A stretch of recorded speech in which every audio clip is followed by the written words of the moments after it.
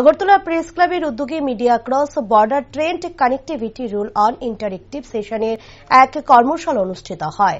কর্মশালায় উপস্থিত ছিলেন লজিস্টিক, যোগাযোগ এবং স্কুলের জলপথ প্রধান সুশান্ত দত্ত, আগরতলা প্রেস ক্লাবের সেক্রেটারি রমাকান্ত দে, প্রেসিডেন্ট জয়ন্ত ভট্টাচার্য সহ সম্পাদক অভিষেক দে সহ আরো অন্যান্যরা।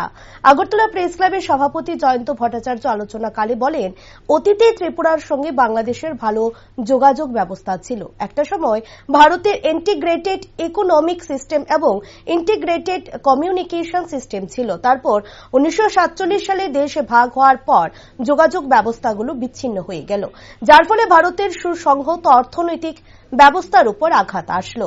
একটা সময় ত্রিপুরার যোগাযোগ ব্যবস্থা শুধুমাত্র আসাম আগরতলা সড়কের উপর নির্ভর করত, তাই বলেন তিনি।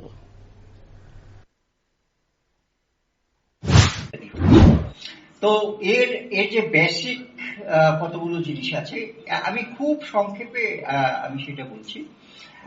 আসলে এই যোগাযোগ ইত্যাদি ব্যাপারে আমাদেরকে নতুন করে ভাবতে হচ্ছে এই কারণে যে সারা ভারতটা একসময় একটা ইন্টিগ্রেটেড ইকোনমি ছিল। এবং একটা ইন্টিগ্রেটেড ইকোনমি, একটা ইন্টিগ্রেটেড যে কমিউনিকেশন সিস্টেম, সেটাকে সবসময় সাপোর্ট করেছিল।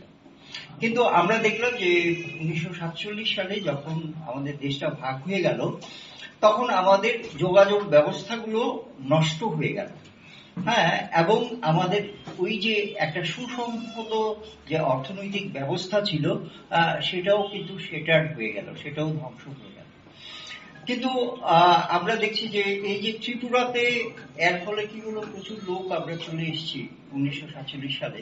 তখন আমরা এমন একটা ল্যান্ডলকড কন্ডিশনে ছিলাম যে একমাত্র আসাম আগরতলা রোড হয়ে যাওয়া ছাড়া আমাদের কোনো উপায়ান্তর ছিল না।